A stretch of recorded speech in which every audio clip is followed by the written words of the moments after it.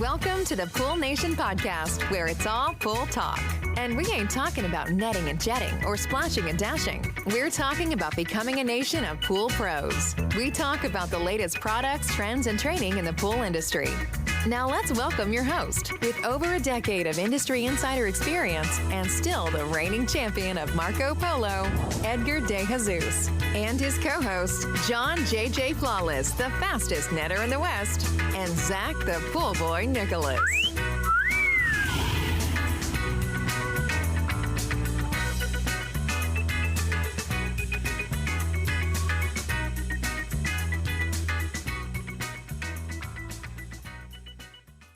Welcome, everyone. It is Edgar with the Pool Nation podcast, and we have a special episode this week. We invited out Terry Arko and Steve Barnes, which are the inductees for the 2023 Pool Nation Hall of Fame. And we had them out. We did a Instagram Live with them and got their stories and got to ask a lot of different questions. And what we wanted to do is we thought, wow, it was such a great episode that what we're going to do is turn it into a special podcast focusing on the Hall of Fame for 2023. So here's a special episode. We hope that you guys enjoy it, and we will catch everybody next week on our live podcast. Mr. Flawless, how you doing? What's going on? I'm doing. You're doing? I'm doing. I came home. Usually, look, I'm spoiled. I come home, right? And I'm getting ready right before 6 o'clock and I'm ready to rock and roll. And I come and I go into my little area and mama and the kids, they have the tripod set up with the phone. And I'm like, no, we're doing the podcast on the live.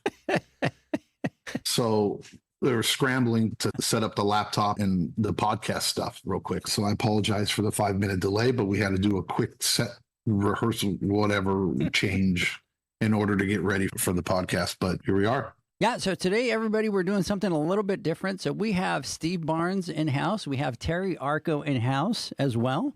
Obviously, it's Wednesday night. It's our Instagram Live, but they are both out visiting Pool Nation because there's a couple of things that are going on with Steve and Terry. So as most of they are, the first inductee to the Hall of Fame was Bob. Yes, Bob Lowry. We inducted Bob Lowry. But the very next year, for the very first class, 2023, was Terry Arko and Steve Barnes.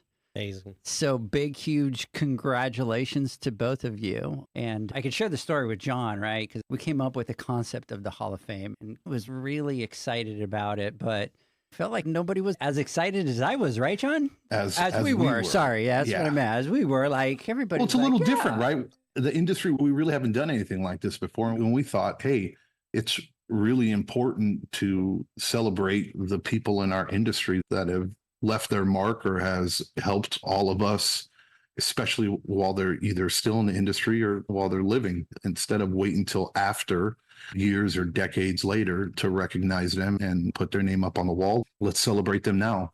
More importantly, one, because they deserve it. Two, also, it allows newcomers that are getting into the industry to be able to look for the type of people that they can learn from or reach out to and benefit from all the teachings and learnings that we have over the years from people like Terry and from Steve and from, of course, Bob. So that's our whole purpose behind it. And I personally think this is one of the coolest things we've come up with. And I hope this legacy just lives on, because this is something that we, as an industry, I think we could do a lot better when it comes down to recognizing people. And again, the same reason why we're doing the Pool Nation Awards too, and why we thought that was very important, and giving the pool pros a voice so that it's by the people, for the people. That's why we do it. And the same in turn for the Hall of Fame. These are the types of things that really excite me and I think are some of the most important work that we do, for sure. Absolutely. Hey, before we get started here, I want to give some shout outs. Our boy Benny, thank you for that. Jeanette, how are you? Corey, LW Vegas, Luena Vegas, Penn Valley Pools, Chris, Mr. Zach, the pool boy is on. Big shout out to you all the way up there.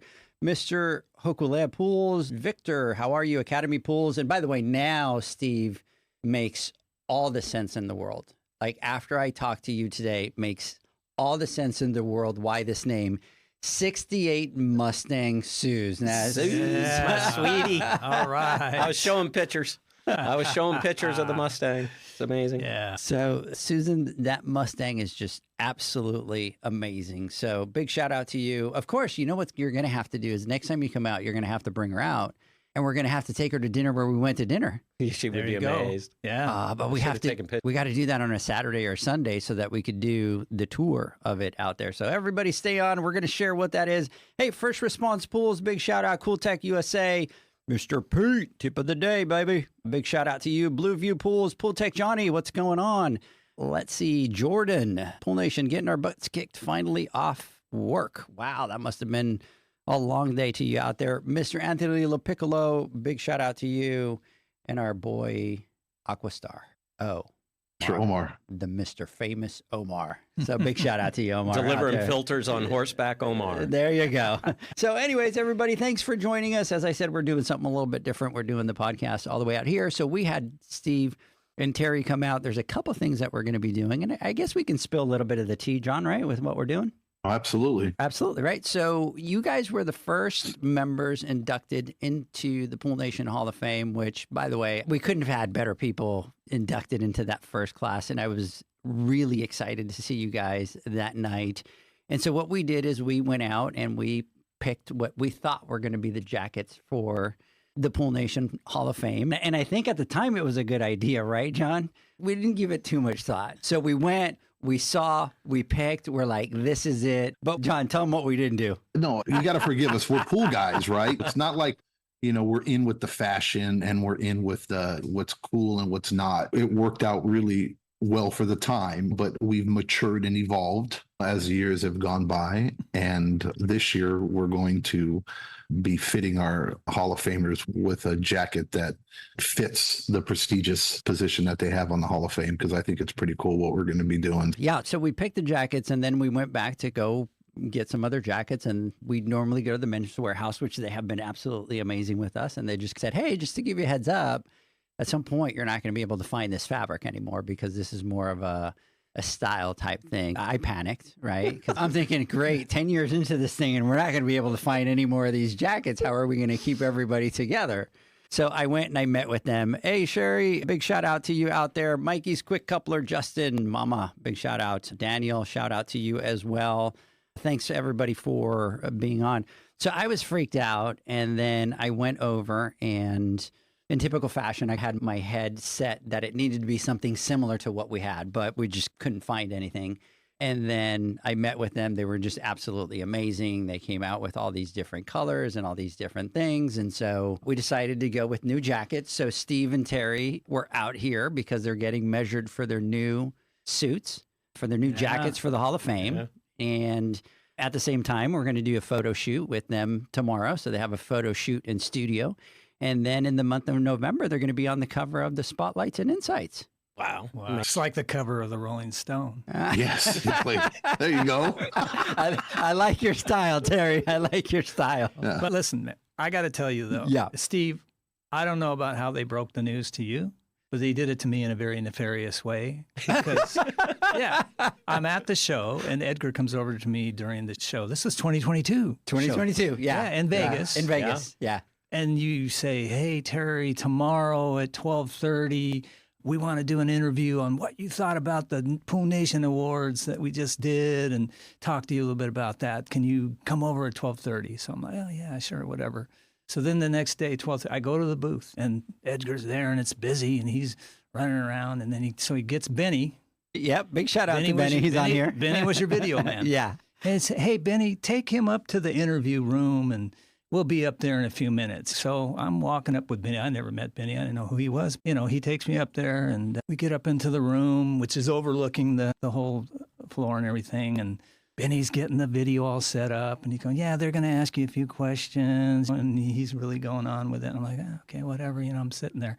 And then I'm sitting there, and here comes Edgar walks through the door, and JJ walks through the door.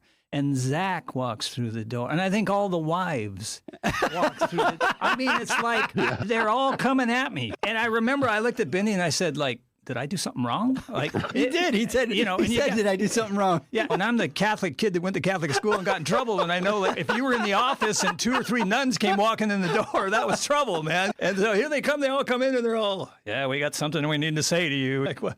And then they broke the news to me, and I was like, yeah, I was flabbergasted. So I would have never thought that for cleaning pools way back in the 70s, I would have ended up with a Hall of Fame jacket. Yeah.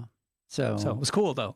yeah. You're very modest. I know, right? He's just so modest. A little more than that, Terry. You've been a blessing to our industry. And when we sat and we talked, and we go through some serious conversations about this because we take it very seriously, the people that came up, Steve, Terry, obviously, what's so beautiful about the work that you guys have done, you've done it so selflessly. I don't know if that's the correct word for it, but you've put in so much work over the years, and you're not the type that goes out there, and we all know them, like me, look at me. You do it simply because of a passion and a love for the industry, and you truly want to better it.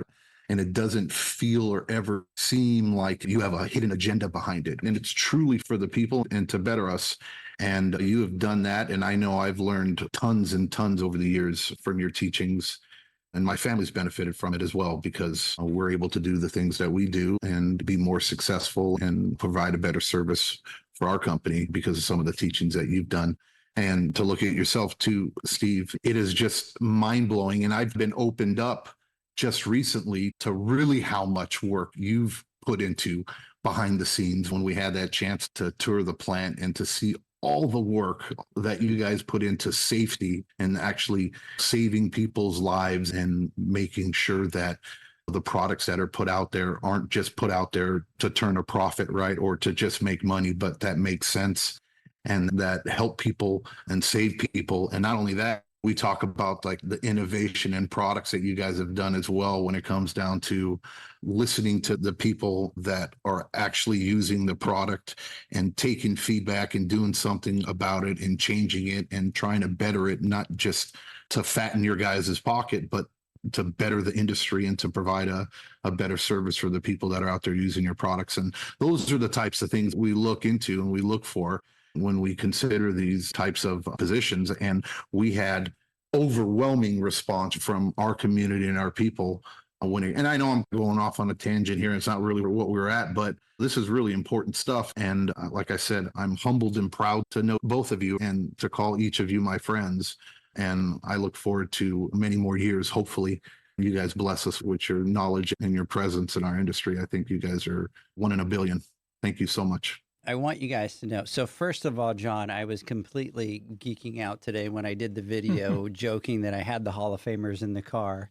And you guys probably haven't noticed it, but I've completely soaked up like every second of hanging out with you guys, listening to you guys do the pool talk and some of the stuff that was even going over my head. And I was just like sitting there, just like soaking it in, and just to be able to know here I am, and I'm just a pool guy, right? Just to be able to sit with you guys and have those conversations and listen was awesome. But I want you guys to understand that not just us, but the community thinks the same thing about you guys and everything that you do. And the level of cool pool geek in that studio is off the charts. And I said, you are not kidding. And then somebody saying the aura in that podcast room is bright in all capital letters. So I know that you guys, let's see, Golden State Pool, big shout out to you. I do want to say that you guys are very, very humble and you don't see yourselves probably like that. But Terry, somebody that's been in the industry forever and just educated so many people and helped so many people, right? Right. Yeah. And then Steve, you on your side with all the education and everything that you do and how you've and the committees and the legislation and all that stuff that you do in the background is just absolutely amazing. So let me ask you a question. You guys have been in the industry for a while. And maybe we start with you, Steve. What does that recognition mean to you? It took a while to sink in. So like Terry, although you guys had help from Todd, and I don't remember, he had some reason we needed to go up there, and I was honestly dumbfounded. I did not understand what was going on. And I saw the gold jackets, and I honestly don't remember because I was so shocked. I'm so honored by this because I consider myself just a pool guy. I did go to college, but I didn't graduate. I was too busy in the pool business. I was a lab tech and have been the hands-on maybe you see it in the boot camp stuff we're doing, just where the rubber meets the road. And I would say that's the most common thing in driving of my 40-year career. It was 40 years, March 1st for me. And the whole time being hands-on and looking what can be done now in the near term that makes a difference for the companies that I've worked for. I've always been an employee, which I think was shocking. I guess we both have that in common. Mm-hmm. But thank you, I guess, is the only thing I know how to say. But everything that we're involved with is really on where does it impact the pool pro, the pools, even the codes and standards and laws. Is the focus there are minimum standards so that we don't hurt anyone, but let's get rid of all the fluff. Let's keep it to let pool pros and the education. I think that's what you see me involved in, everything from the lab to the products, the testing, the education, the codes, the standards, and lobbying on Capitol Hill to say we need minimum standards, but let's stop there and let's let education take over. And AquaStar is just an amazing opportunity to facilitate and support all of that. I still can't quite get my head around Hall of Fame. Have you people met me? One of the biggest things for us, especially with the Hall of Fame, is normally you reserve it for people that are retired, that are no longer doing their trade. And for us, it was very important that not be the case. I'm a big fan of the alive part of this, by the way. I'm just going to go, I'm all in on the alive part, so. But it was a big deal for us to make sure that the people get recognized. And I think it all came from the loss of Bob. Yeah, absolutely. And so we did the first Pool Nation Awards. And here you got a guy that's been in the industry for 40 years and never been recognized. And so we knew going into the Pool Nation Awards, that was very important to us. But then for those of you that don't know that are listening to the Instagram Live, we honored Bob with the Lifetime Achievement Award at the very first Pool Nation Awards.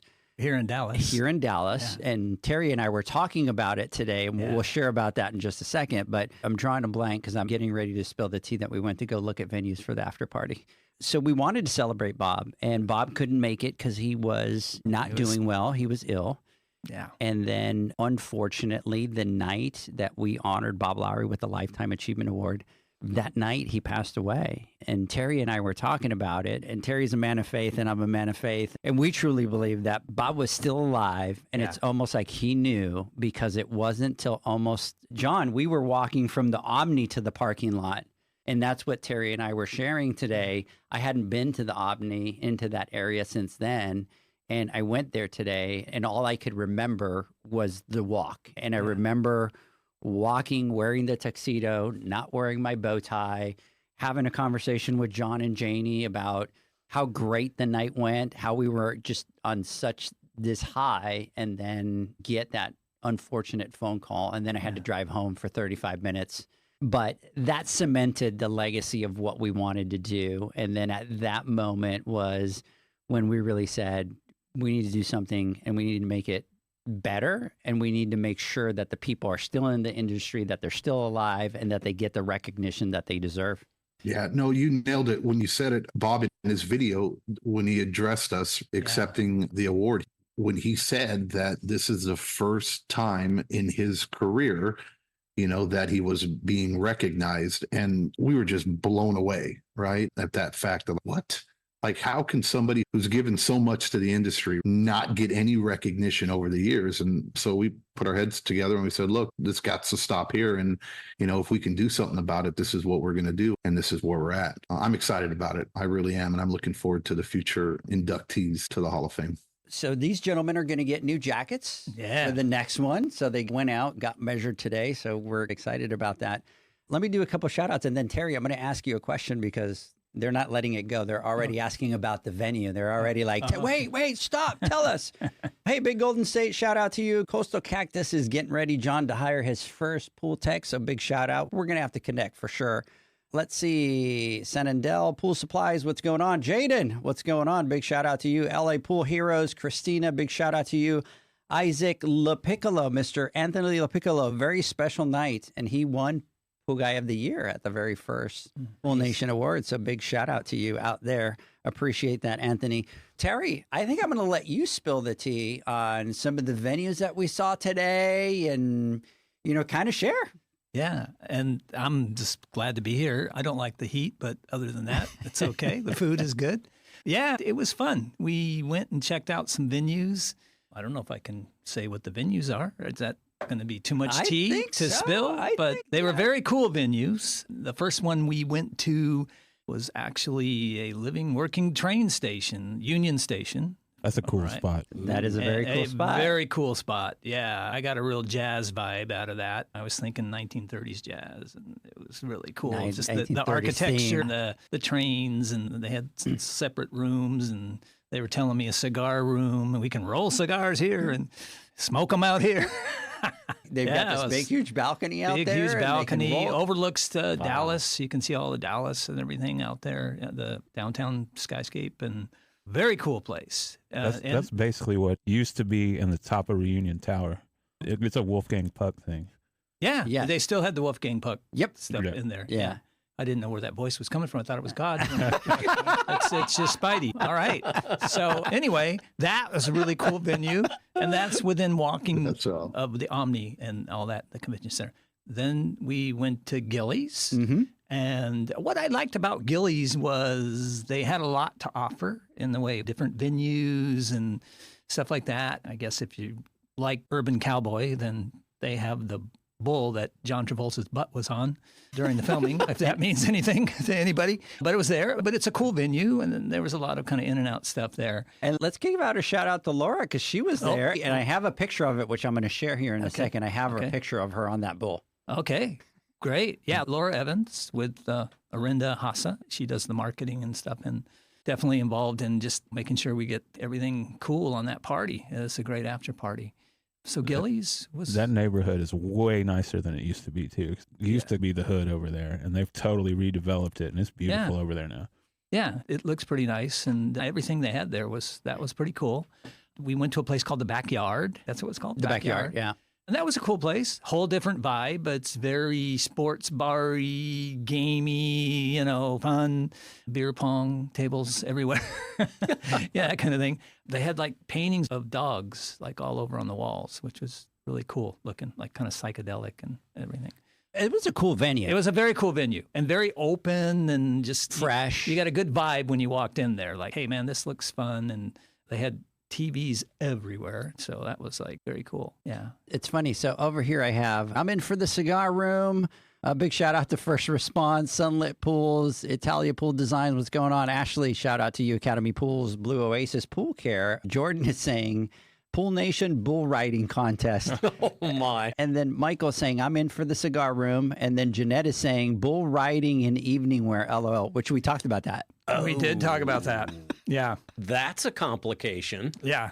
And I think, didn't the gal say that they had overalls or something that they could give, that they could put over? Right. They've obviously bumped into that, so they have overalls that you can throw on. Like oversized overalls. Yeah. I don't know what that's a thing, but... So we would have to say, instead of hold my beers, hold my jacket. Yeah, exactly. Let's see here. Benny is saying that his Latin blood in him would wipe all y'all off the bull riding.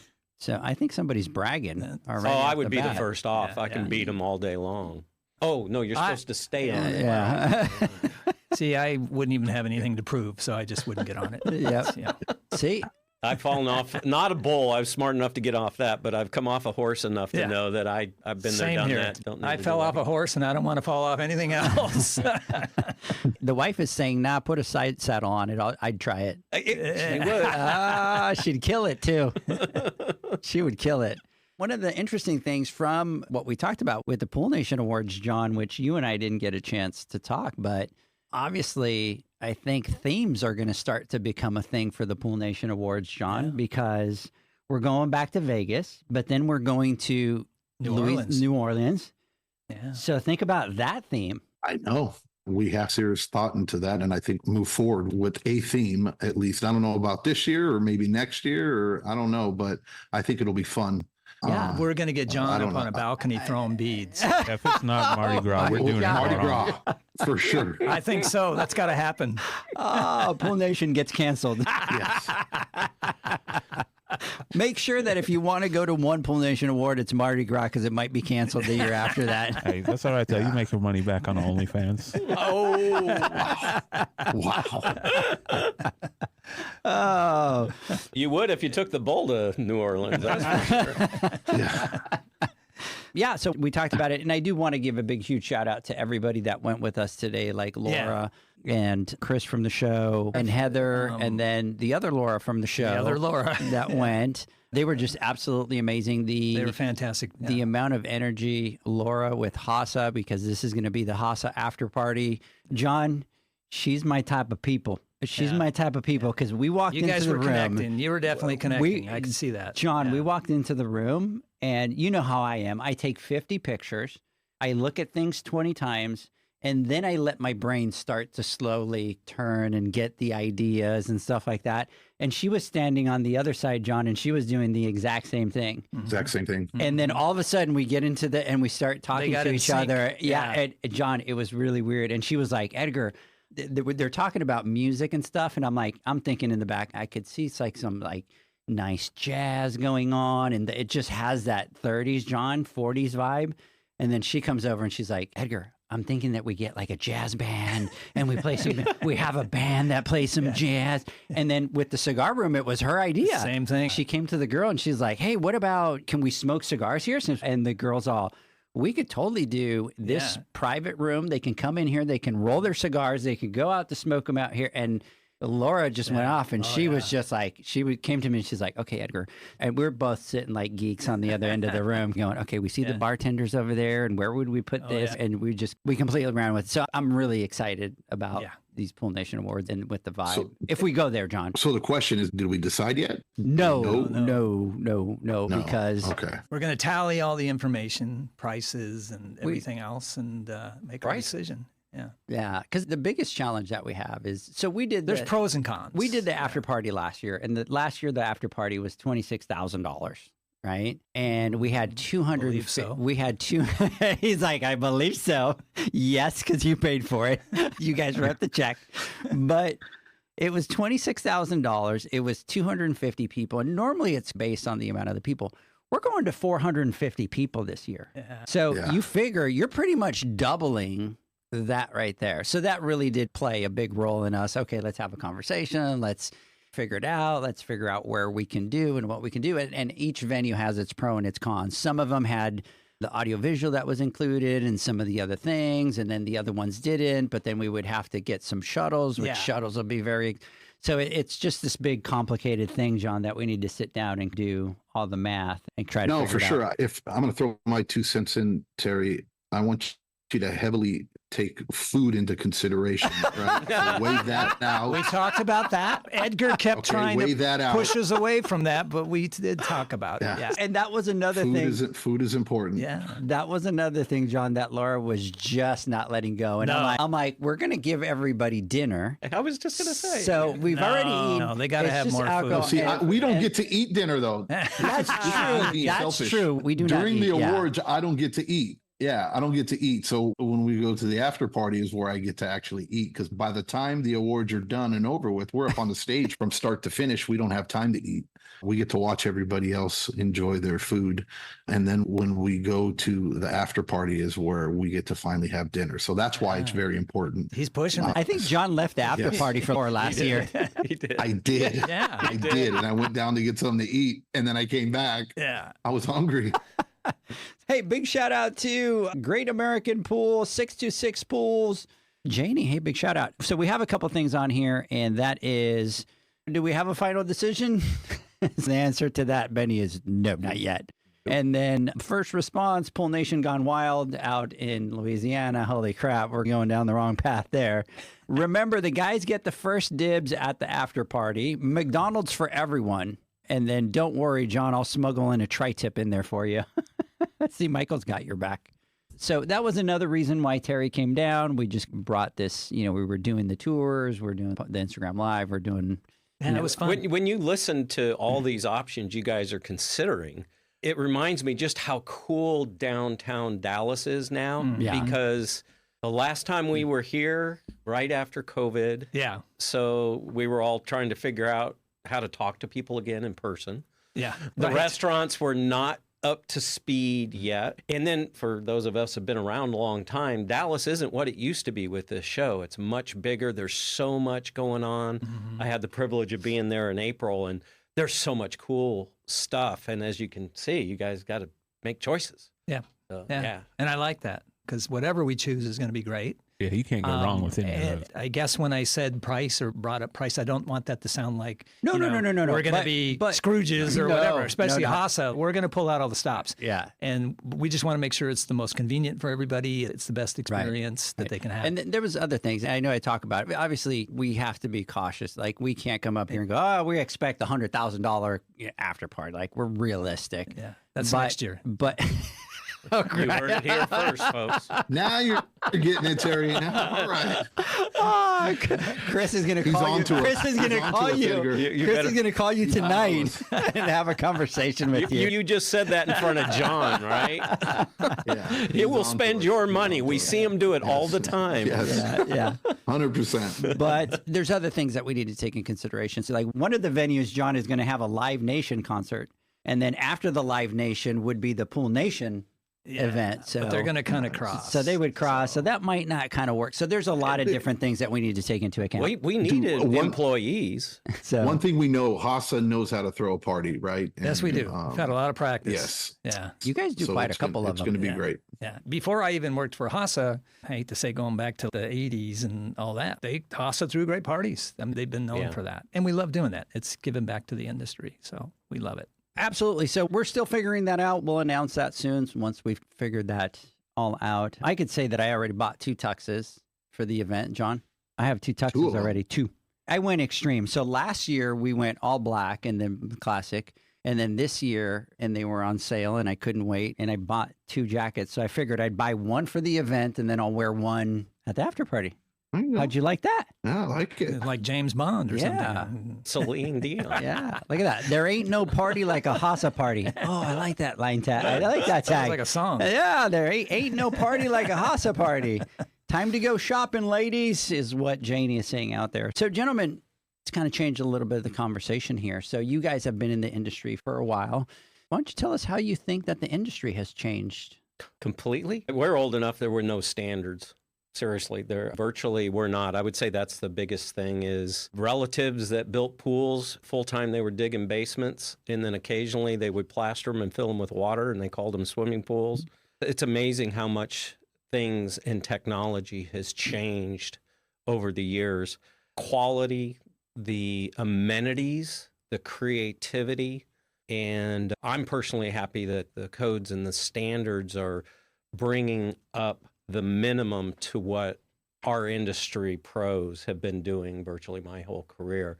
Coming out of the in-floor cleaning side of the world, those are expensive cleaning systems. So Street of Dreams and a lot of stuff over the years where, saw amazing things, but then also you go into the average backyard and we call them the flat pools, basically kidneys and rectangles and wedding cake stair steps and the equipment sitting beside the yard, and just how far we've come. And I think the future is amazing relative to where we're going with technology and making that technology accessible, from, sanitizing to automation to variable speed pumps and things that some of that stuff is being mandated for energy efficiency reasons. But I think the future of once being able to apply those technologies to make the pool environment amazing, but also maintainable so that it's great for the pool owners, water quality, and also the pool pros. Yeah, I think for me, it's like I've seen the pool industry go through so many transitions, good and bad and good again. And when I started in the industry, it was like extreme lack of knowledge. And what I liked about the industry was at the time, it was a tight-knit community because if you needed help, if you needed information, you mostly got that at the distributor counter. And there were other guys there very willing to, like, you'd ask a question about, hey, I got algae in this pool or whatever. They'd be there and they'd be willing to help you. And that was initially, to me, the thing that really drew me to the industry and kept me in the industry. as time went by, and then we got into the 80s and the 90s, and then a lot of it became about competition and somebody trying to outdo somebody else. And it seemed like there was this separation for a while where now people weren't so willing to share their ideas or their secrets or help somebody out. And it became a lot more closed up. And I think that was something to me that was even concerning and was why I was doing what I was doing during those times, like where I felt I need to write an article about this. I need to teach a class on this. I need it because I wanted to get the information out there to everybody. So that was a big part of what drove me. And I saw that. And then the encouraging thing is more recently with Pool Nation and other groups that have come together. And now you see the industry coming together, people pulling together, people wanting to help one another.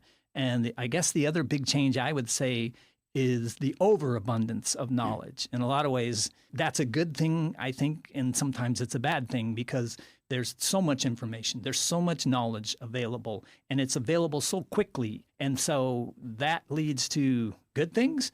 Sometimes that can lead to bad things because they can gain information so quickly, but is it the right information? And that could lead to problems. On the other hand, when I was out doing pools, I would have given everything to, if I had a phone on hand and I could have just typed in, this is going on, what's happening, what can I do, what are some of the answers? But I couldn't do that back then. I had to go back to work. I had to talk to my boss. I had to say, okay, we got to look up information and everything. I don't know. I think I just see good and bad things, but I'm encouraged. I'm encouraged with Pool Nation. I'm encouraged with the growth that I've seen. I just think of last year at the awards and how everybody was just so brought together. I just think of that party. And I think of all the competitors that were in that room, but you wouldn't have known they were competitors. Everybody was laughing. I think I even made a post about that with a bunch of pictures. And I said, hey, isn't it great? You've got all these competitors in one room and they're shaking hands and they're laughing. They're having drinks together. They're having a good time. That's the industry I knew in the beginning. And it's just encouraging to me to see that come back. Yeah.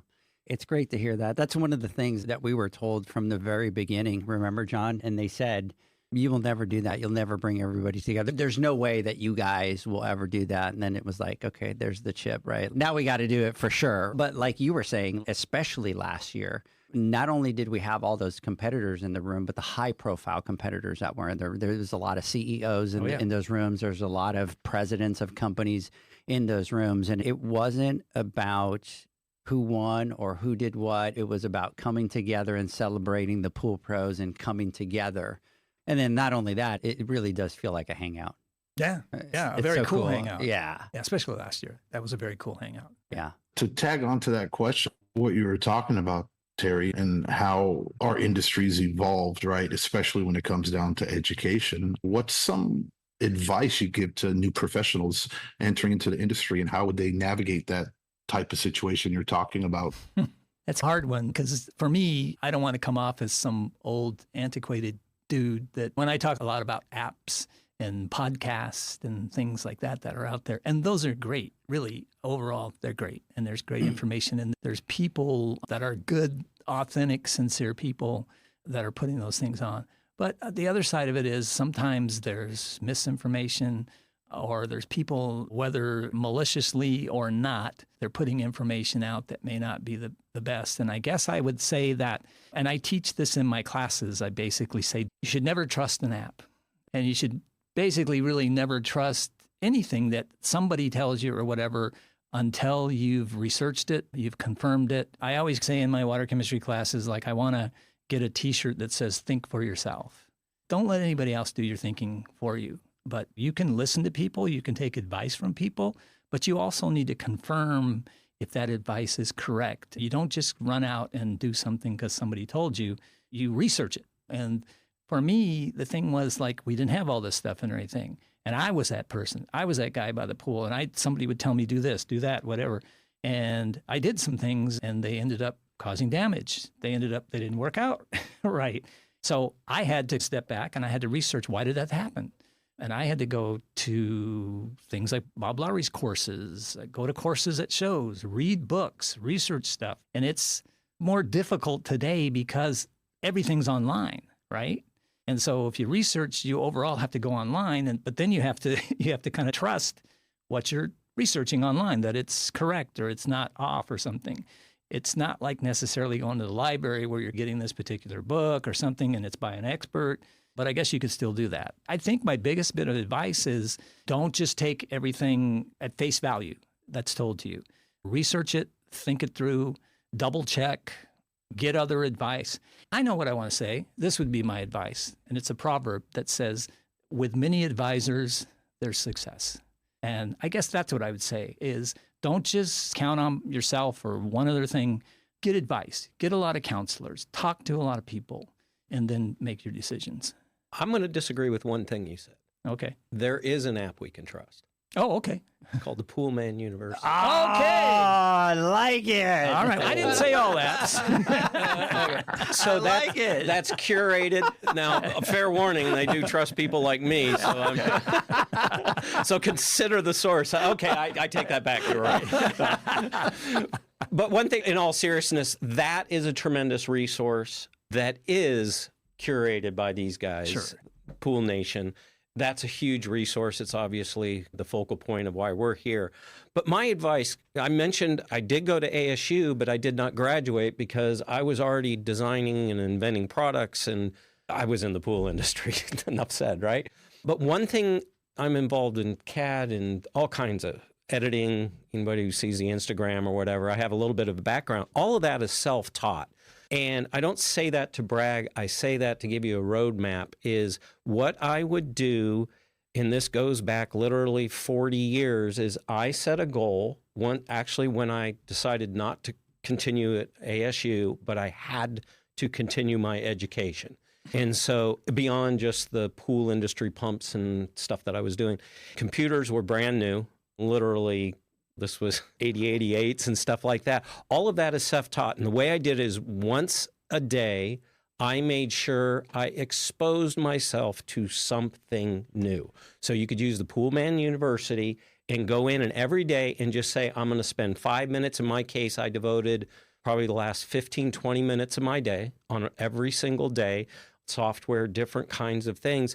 And my intent was to expose myself to it. Not that I needed to learn it to use it. Mm-hmm. Then as it came up, oh, I know this software or this process. Now you can go dig in. I need this now. Now you go in and actually work through on one topic. But if you, starting tomorrow, expose yourself to something new, be it the Poolman University, products from your vendors, education on water quality, but every single day, expose yourself 5 minutes, 10 minutes to something new. You do that for a full year and 2 years and 3 years, then all of a sudden you have a very broad base of information that can make a difference, even though we have very busy lives. Yeah, I totally agree with that. And I think where I am today, I'm self-taught, and I didn't know I was doing what you're talking about doing, but I did it out of sheer survival. I had to. Either that or I was just going to get out of doing pools or the pool business or whatever. I needed to, every day I was reading something different. I was looking at something different because I wanted to have that knowledge. So yeah, that's very good advice. And you look at, to pick something that you're intimidated by. Maybe perhaps it's the new controllers, right? Mm-hmm. Or variable speed pumps, or any of the technology. Could be apps for scheduling, all the things that are on the Service Pro side of the world, is those things that you look at. And like early on, when you turn on a computer, it was this giant box. What is it? And blue screen and all that. But if you take something, an area that you think could be profitable, would be my suggestion. I certainly focused on things that would further my career. Learn the technology, be it automation, any of those things, chemistry, and just start exposing yourself to it. And then when you find a challenge, dig into it. And the other thing I will say, and I think this is probably what's led both of us to this room today, is you want to get really good, teach other people, whether it be colleagues, friends. Certainly there's a lot of pool pros out there that have been around these shows, and there's opportunities. And just volunteer to share your knowledge. And then I guarantee you, when you start prepping your presentation, you're going to get a lot better at everything in it. Yeah, and I would say, too, find something that kind of speaks to you, or that you're, Yeah. with you, it might be the hydraulics and things like that. With me, it was water chemistry. And it was water chemistry because I was managing a retail store. And I had all these people, customers were coming into me with water problems. And a lot of times it was like, I don't know what's going on here. And so I said to myself, I'm going to become the expert. So I don't want anybody to walk in that door that I don't have an answer for. That has to do with water chemistry. So that led me on the path of, I'm going to pursue everything that has to do with water chemistry. And that was the thing that called me or drew me to that. And so I would say if there's something where like, hey, I'd like to learn about that, or you're involved in it in any way, don't just do it casually. Become the best at it, or seek to become the best at it. Become an expert at that thing, and then move on to something else from there. And that'll just be so fantastic. Now I'm going to turn the tables on both of you. Obviously, we talked about somebody new coming into the industry. You guys have been in the industry for a while, but if we were talking about maybe industry veterans, and it was funny because you and I talked about the dip today, and this is where I'm headed with that, is maybe there's some industry veterans, or maybe there's some people that kind of in the industry and have either dipped, right? So they have their career, they dipped a little bit. What can they do to continue to stay relevant or innovate in their careers? And the reason I ask is both of you have been doing what you've been doing for a very long time, and you've been what we call at the top of your game forever. But how does somebody that's in the industry that maybe has gone through a little bit of a dip, what advice would you have for them to either stay relevant or grow again with what they do? I guess I'll start on that because I read the book, The Dip. So that's my first bit of advice is there's a book called The Dip by Seth Godin, which I highly recommend you read. And especially if you think you're in the dip, you should read that book.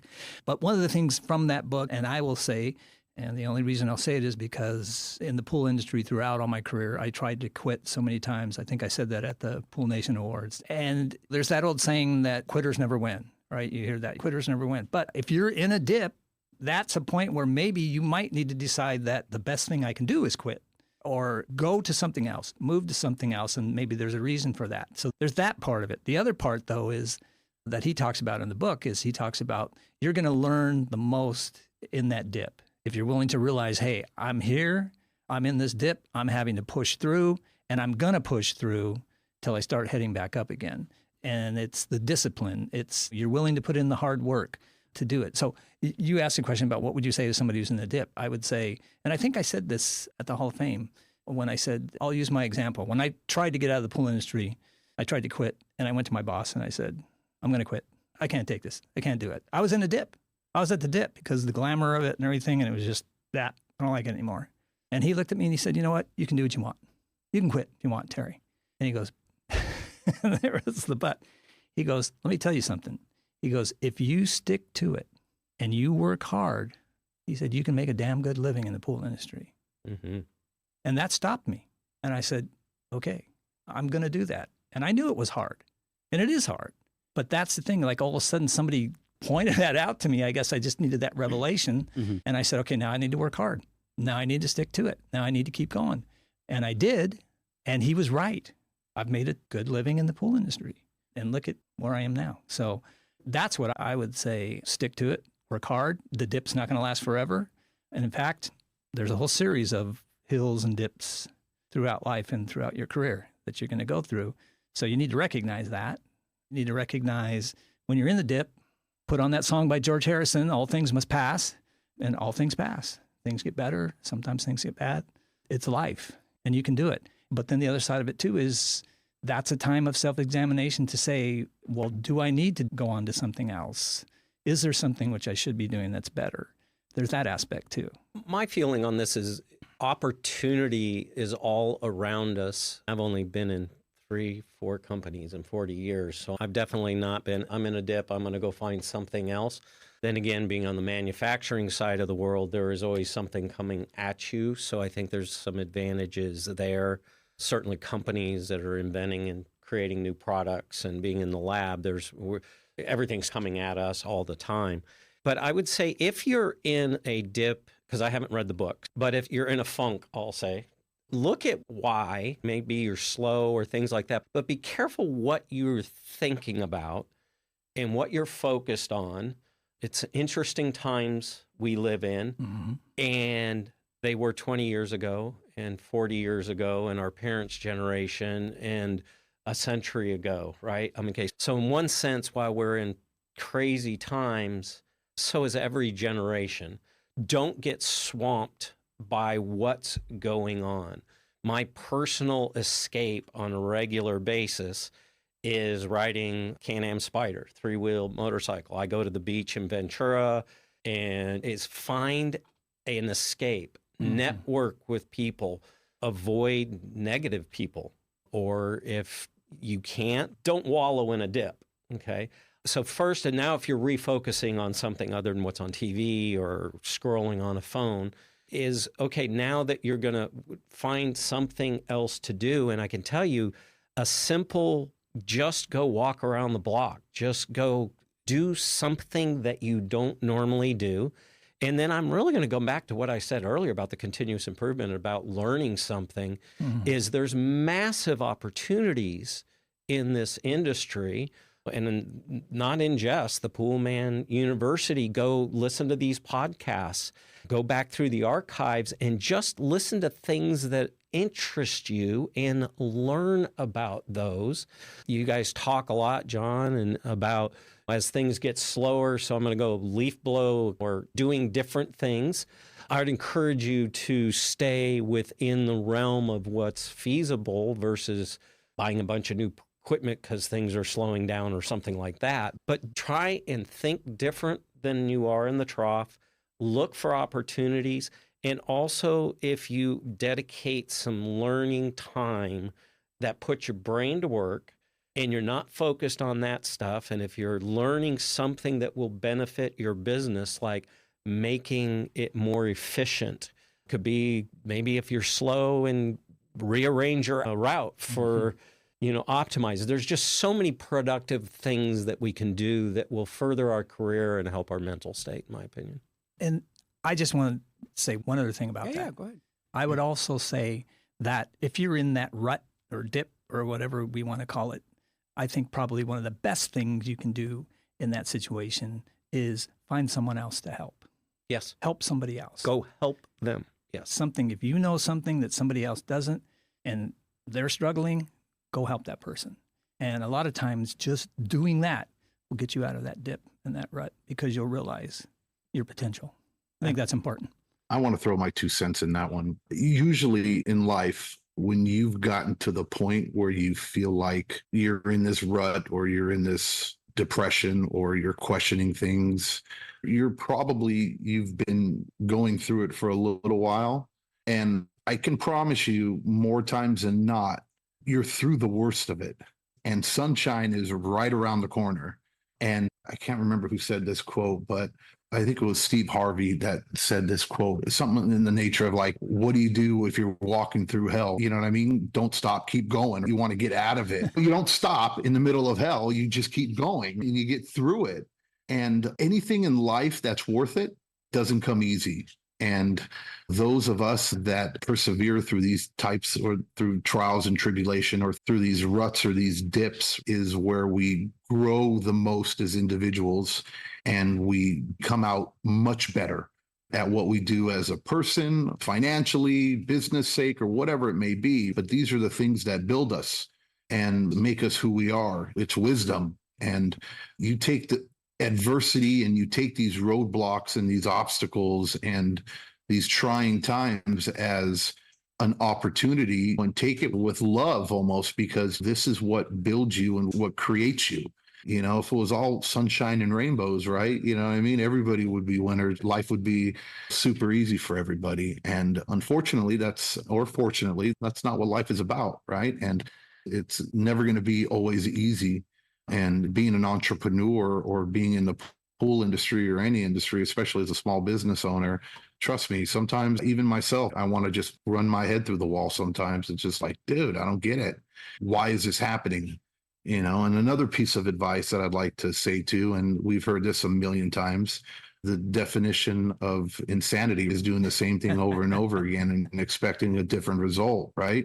Sometimes, you know, and when you're talking as a veteran especially, and you've been in the industry, times change, things change. And if you're stuck in your ways and it hasn't been working, don't just keep doing the same thing over and over again and expect it to change.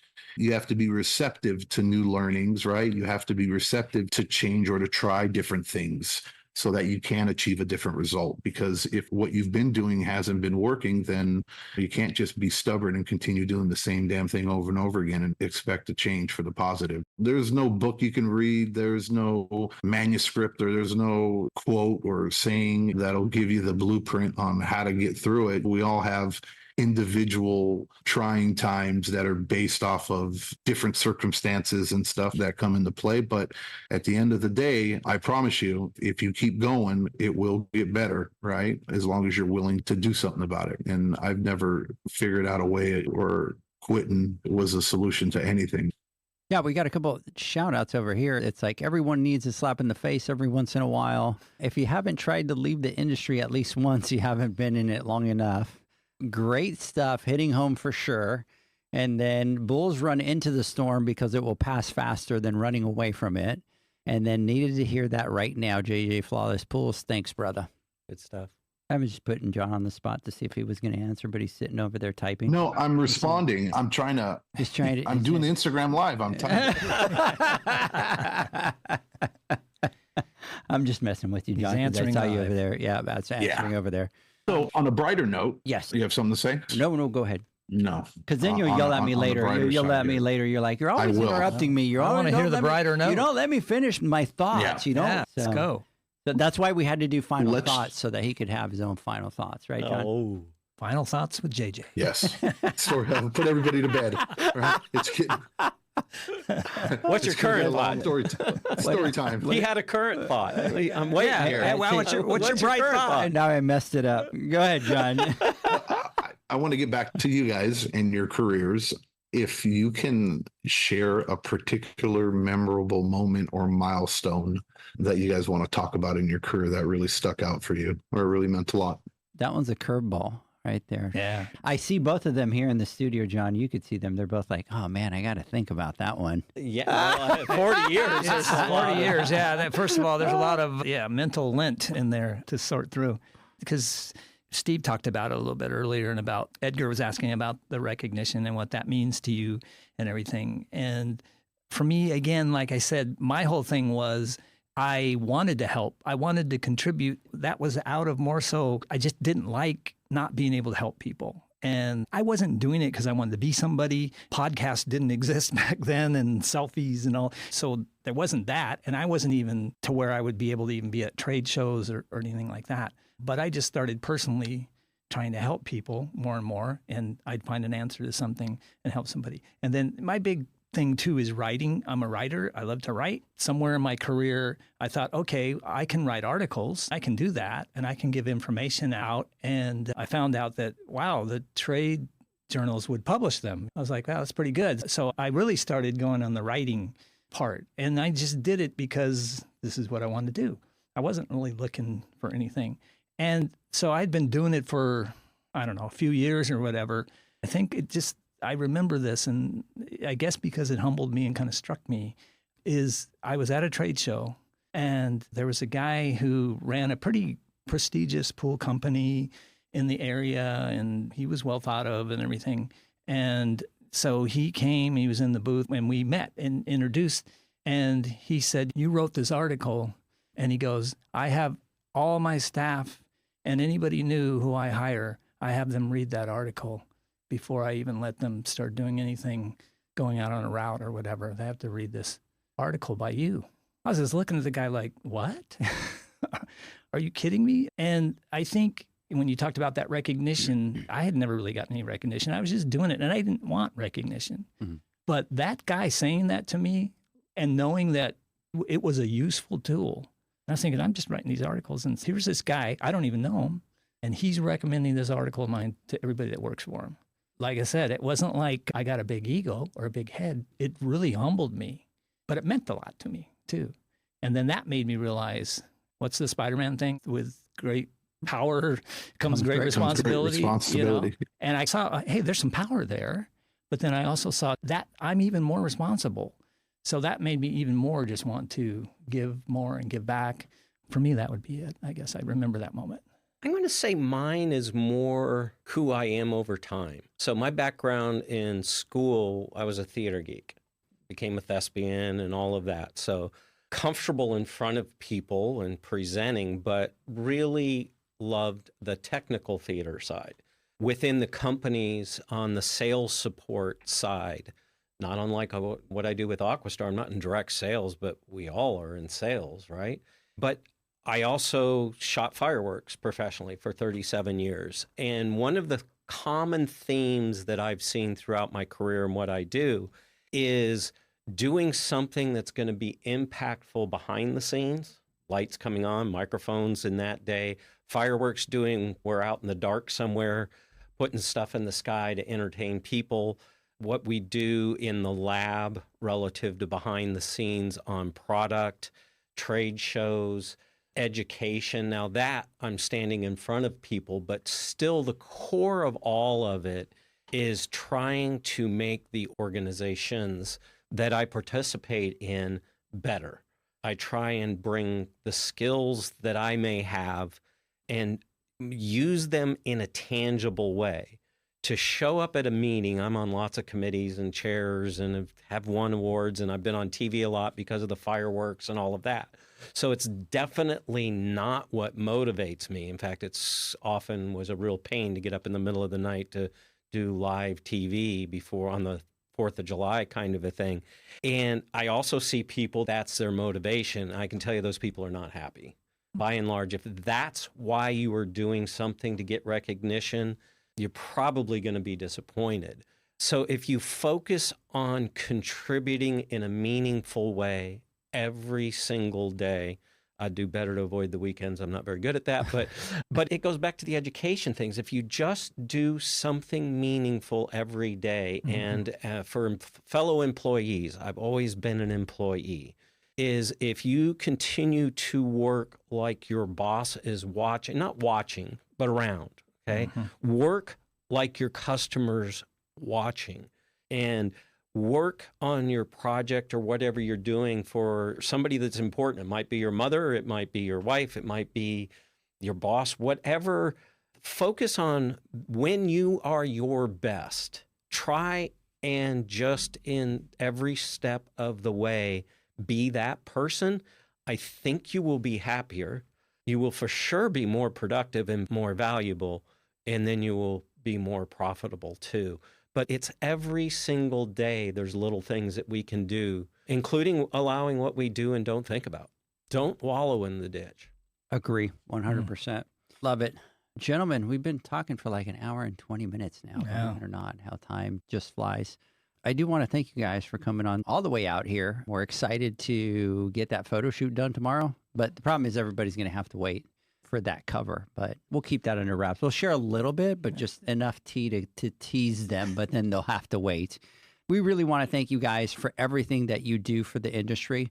We truly believe that you guys have spent so many years doing what you're doing, perfecting your craft. You, Steve, on the safety side, on both of you, on all the committees that you sit for all those stands. I sit there personally and go, where do you find the time? Where do you find the energy? Why do you do? Because it's a lot. It really does take a lot of time to do that. But you guys not only are doing your jobs that you're supposed to be doing, you keep pushing forward for the industry. You keep perfecting your craft into what it is that you're doing. And so for us, when we talk about people that are Hall of Famers, it's you guys. It truly is. It truly is you guys doing everything that you do for our industry, the love that you have for the industry, you trying to just help people and help people. And so we're really excited to get you guys to come out.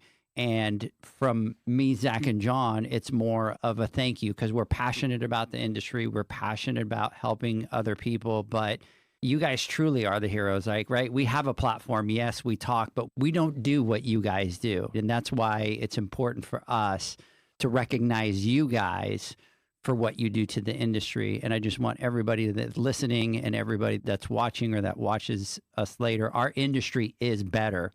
because of people like Steve and Terry and everything that you guys do for our industry. From Pool Nation to you guys, thank you so much for everything that you do. And we are completely honored. And it was very easy for us when we started to do our first rounds of the Hall of Fame to pick you guys. And it was just an absolute no-brainer. We all looked at each other and were like, done. You guys embody, when we talk about it and we sit and we geek about it, John, and trust me, there's 50 phone calls that go every day when we were going to do something and we were doing the Hall of Fame. It was like, what are the traits? What are the characteristics? What do they need to do? And so you guys checked every single one of those boxes in a flash. So from the entire pool industry, thank you for everything that you do. And I know for everything that you're going to continue to do, because I know that you guys sit on all these boards and there to set standards and to educate for everybody out there. So let's see here. This may be one of the best lives so far. Great information and honest insights from both of you. Two of the industry goats. I'm going to agree with that, John. I am going to agree with that term right there. And I know that they're very humble. I don't want to age Terry and Steve, but you guys get what's going Yeah, I don't need any help with that. You got that one? Okay. All right. This is a compliment, gentlemen. Okay. Just making sure. What a great conversation. Two of the pool gods have spoken. Oh, now we're way over the top. And Joey Busick is calling you guys both pool assassins, and his name is the Pool Assassin. So that just tells you right then and there, okay? And I know that you guys are really humble and you guys don't see yourselves as that, but you truly do amazing things. You truly are the goats. You truly are the assassins. You truly are the light of our industry. So thank you for everything that you guys, we're honored to have you. We are so excited to do the photo shoot tomorrow, to get you guys the new jackets, to have you on the cover of the Insights. Thanks so much for sharing. I have so much respect for both of you. As you guys could see, it's not just us, right, John?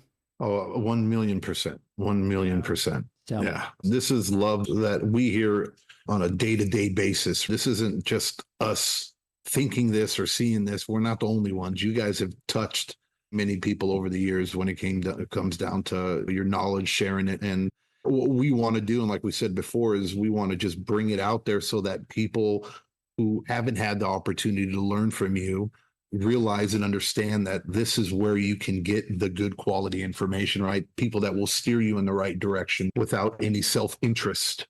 Because unfortunately, there are, like you were talking about, Terry, and I agree with you wholeheartedly, there are a lot of actors over the years, some currently, where you get information that is self-serving, that they put that information out that's self-serving and you need to be able to navigate it. Or there's misinformation, like you were saying, that it's not necessarily malicious. It's just because they just don't know, or they think they know, but they really don't know. And it could cause more harm than good. But you guys, on everything that you do and you teach, you try to guide people in the right way. And I know we talked a little bit about this, but the work that goes on behind the scenes that you guys do, I don't think a lot of people truly appreciate it because they just don't see it or understand it. Because again, you're not out there on the podium saying, look what I've done, look what I do. You know what I mean? Those types of things. But and it's not like they get paid for it. It's not like they get paid for No, all that you know, extra I work. mean, It's like they're doing everything for the it's industry. like It's a sacrifice. It is. The committees, the fighting for our rights with bureaucracy and the politics and, like I said, legislation and Washington and state laws and issues, all that stuff that we don't have the ability to do as individuals because we're busy doing our thing and just trying to make a living and take care of our families. I sleep better at night knowing we have people like yourselves out there fighting the good fight for us to make sure that our industry thrives currently and in the future. So again, couldn't say it. You guys are the best. Thank you so much. Thank you, John, and Edgar and Zach and Pool Nation. But I can say we're just people, okay? But we stay after it, okay? Maybe that's a difference, but just keep moving forward. Yeah. I think it's very rewarding. But most important thing I want to say is, yes, I know Terry and I both dedicate a lot of time flying in the middle of the night and all over all kinds of things. Waking up at 2 a.m. So some of this is not nearly as sexy as it might appear. But what I want to do, and I know it's true of HASA, and it's certainly true of Aquastar is I don't think either one of us could do what we're doing without the support of these companies. I know Olaf approached me directly wanting to do the lab, and you may be seeing some of that stuff and the golden ticket. You could see it yourself. But part of it is I want to come in and do the lab. I want to be a part of what I see as an amazing company. I thought I was seeing things even beyond they did, but he's such a visionary, I doubt that. But the thing is, he is committed to what I'm doing and what we are doing. And so I couldn't do this without Aquastar. And I'm sure that you can say the same. No, for same Hasa. here. I think at the awards last year, I gave Chris thanks and Hasa thanks. And I worded it by saying, thank you for allowing me to do what I love to do. And they did. They gave me that freedom. And so just my thing back is, I guess if we're closing or whatever, is just to say to you, Edgar and John, JJ, Zach, Pool Nation, thank you to you. Thank you guys for, first of all, for the vision. Yes. And thank you for allowing it not to just be a vision, but making it a reality and putting the work in, putting the effort in. You guys are working hard. I was talking about JJ earlier today, remember? And I was saying, I don't know how the guy does it. I don't know how he goes out and does pools or works out in the sun and everything. And then he comes back and does all the other Pool Nation stuff and everything too. And that's amazing. And that's dedication, by the way. And that's so important. And so for that, I thank you guys. I also want to say that I've done this and I've said it a lot of times, and I don't know why, but I love this industry. I love this industry. And that's why I do what I do. That's why I didn't quit several times ago, because I realized that I love this industry. And so because of that love, I want to give back. I want to give back. And I love you guys, man. I love Pool Nation. That's what it's about. I wouldn't be doing it otherwise. So I just wanted to. My sort of closing thought would be on the theme of volunteering and teaching. It can be within your organization. Go find an organization around you, be it IPSA, PHTA, whatever the case may be, and go experience it, visit. There might be an opportunity, networking, that kind of thing, get involved. But I would also speak to the owners of the company with employees. Look at what Olaf has done relative to allowing and funding me to travel all over the country and do what I do, right? For your employee, or I have to be willing to do that, but I couldn't do it myself. So companies that are growing and caring, encourage your employees to go to that IPSA meeting. Support them to go attend at Heritage where vendors go show up. Support that kind of a thing, but also ask them to come back and share what they learn with your other teammates. It's a two-way street, and once you start doing that, it becomes organic, right? Then somebody needs help, there's an opportunity, and be careful, you'll get voluntold and end up on committees. You'll get bamboozled. It's not quite that. We've gone in with eyes wide open. Expect the unexpected. Yeah. Expect the unexpected. There you go. John, I think we're going to call it a night. Obviously, we normally just do the Instagram live till 9. It's 9:30. You probably haven't eaten. I haven't, but that's okay. I'm not. Usually you're once we cranky break by the now. Hour, Yeah. I cut it off. And I say, but no, this is. I even forgot about that I was hungry, but now that you're reminding me, I'm starving. I ruined it. Way to go, Edgar. I'm starved. Yes, I need to eat. Right, Spider? Just kind of. So I shouldn't tell him I had that brisket and grilled cheese thing. Oh, yeah. Oh, he had Derby. brisket grilled cheese. What did y'all think about that place? Awesome. Amazing I love cars. it. The food's good. Yeah, the smell of gasoline and good food, man. It's like, beat that, right? It was good. And we have to give all the credit to Spider because he was the one that All right. directed us there. Yeah. Spider hasn't let us Spider. down yet on any of the food things, right, That's what I John? do. Yeah. But that's because I'm from around here. If we go somewhere else, I'm going to have no clue. Terry described this right. It's like a restaurant in the middle of Jay Leno's garage. Yeah. It's Yeah. classic cars. And They it's just- describe way it to as, describe it. Yeah. They describe it as a country club for gearheads. yeah, It's pretty really awesome. Stick your heads. That's pretty good. Yeah. But the food is amazing. The food was awesome. The food is absolutely Yeah. amazing. So now we're going to drive back. We're going to stop at Summer Moon. Oh, No, I'm again? kidding. I'm No, kidding. come They're on. closed. They're closed. But- Tomorrow. There's always tomorrow. There's always tomorrow. So Anyways, everybody that's hung on there tonight, and I know in Florida, shoot, it's really late. It's 10:30 at night, but we have some of the folks still on here. So big shout out to everybody out there. Stay tuned. Join us Friday live on the podcast, and you might get a little live or two tomorrow because we'll be in studio with a whole bunch of people. So thank you so much for coming out, guys. Looking forward to it. John, I'm going to let you go. Mr. Spider, thank you so much for taking care of us as usual, and we'll see everybody on Friday. Have a great one. Bye, guys. Have a good night. Bye. Bye. Bye-bye.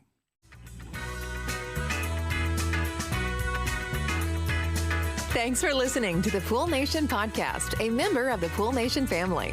You can listen to us live every Friday here at 9 a.m. Pacific, 11 a.m. Central, and 12 noon Eastern Standard Time. You can find us at Pool Nation or poolnationpodcast.com, on Facebook, or on Instagram at pool.nation. And to find more info about Pool Invoice, the billing software built specifically for the pool industry, go to poolinvoice.com. Before you go, this is what the pool industry has been waiting for. Poolmanuniversity.com. It's the first platform dedicated to learning the swimming pool service and repair industry. A pool service community where you can connect and find videos on business, service, water chemistry, and repairs. See you there at poolmanuniversity.com.